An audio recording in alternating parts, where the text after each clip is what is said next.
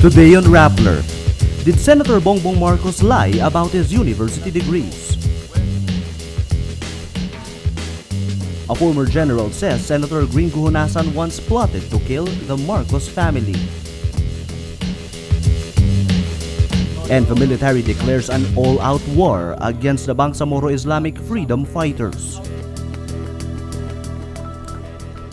Hello, I'm Paterno S. Makel. This is Rappler's Wrap for the Day, a list of the most important events around the world you shouldn't miss. A Rappler exclusive. Did Senator Bongbong Marcos lie about his university degrees? In his resume, Marcos lists a Bachelor of Arts degree in philosophy, politics, and economics from Oxford University in 1978 and a Master's in Business Administration or MBA from the Wharton School of the University of Pennsylvania in 1981. But Rappler's fact-checking shows Oxford and Wharton records do not show any Ferdinand Marcos Jr. in their lists of graduates. On Tuesday, Marcos says he earned a diploma in political science at St. Edmund Hall, Oxford University in England in 1978, but did not specify it to be a bachelor's degree. He adds he took up postgraduate studies at Wharton but was unable to complete the course because he was elected vice governor of Ilocos Norte in 1980. President Benigno Aquino slams, quote, desperate critics taking advantage of his worst political crisis. During the 29th anniversary of the EDSA revolution Wednesday, Aquino pushes for the peace process in the southern Philippines.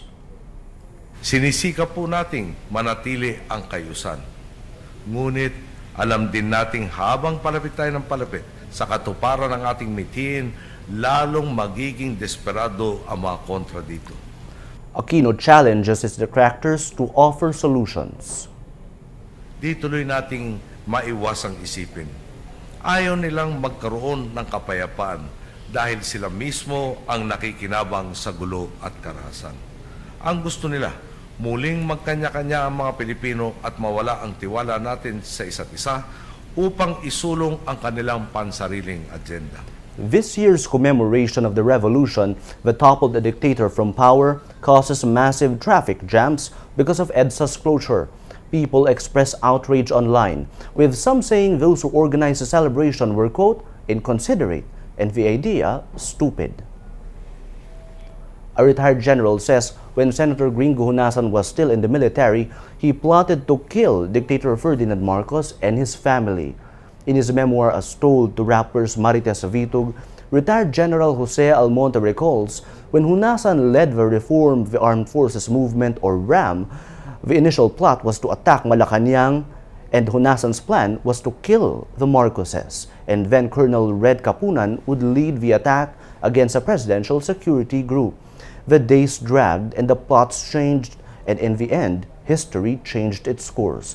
In November 1985, Marcos called for a snap presidential election and millions of Filipinos persuaded Corazon Aquino to run against him in February 1986.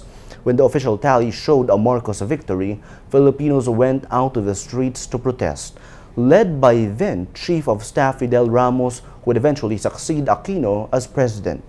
Almonte also says former Senator Baby Arenas, who at one point had a relationship with Ramos, wanted to use the Ramos political machinery to succeed him in Malacanang. Almonte recalls how Arenas asked for his help to win a Senate seat in the 1995 midterm elections. She dreamed of becoming Senate President and then Philippine President, but lost. Military Chief General Gregorio Catapang on Wednesday orders all-out war against the Bangsamoro Islamic Freedom Fighters or BIFF. The BIFF is a breakaway group of the Moro Islamic Liberation Front which is engaged in peace talks with the Philippine government. The MILF, which is conducting its own probe into the clash between police and Moro rebels, will submit its findings to Malaysia first. Malaysia is the facilitator of the peace process. Catapang reminds his unit commanders to properly coordinate operations, quote, within the framework of the ceasefire mechanisms to avoid clashes with the MILF. BIFF split from the MILF over disagreements on the peace process. BIFF troops were among those who attacked police commandos hunting down top-level terrorist Marwan last January 25. On Tuesday night, armed men razed 3 houses in Mamasapano, including a hut where terrorist Marwan was neutralized. Reports say another terrorist, Abdul Basit Osman, also stayed in one of the huts and fought government forces using the house as his cover. Local authorities are still trying to penetrate the area to verify the incident. Europe's police agency Europol warns child pornographers are shifting from standalone websites to legitimate chat sites and apps like Skype, making the fight against trade more challenging.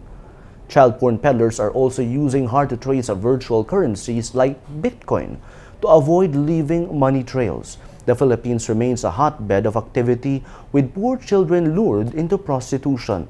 Philippine police recently busted a pedophile ring that streamed live sex involving children as young as 6.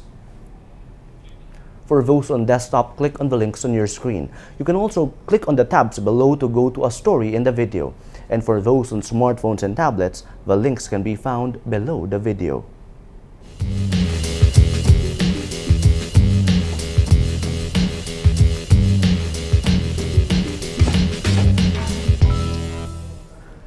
Every story on Rappler has a mood meter which gives you 8 emotions to choose from. Looking at the mood navigator today, the story with the biggest circle is this one. Exclusive. Did Bongbong Marcos lie about Oxford and Wharton? 61% angry, bringing out the mood of the day. Today, most people are angry. That's the wrap for today, Wednesday, February 25, 2015. Visit Rappler.com for the latest news here and around the world. Check out our other shows, Tech Rap and Rappler Talk, and if you haven't yet, subscribe to our YouTube channel. I'm Paterno S. Makel. As we say at Rappler, tomorrow begins today.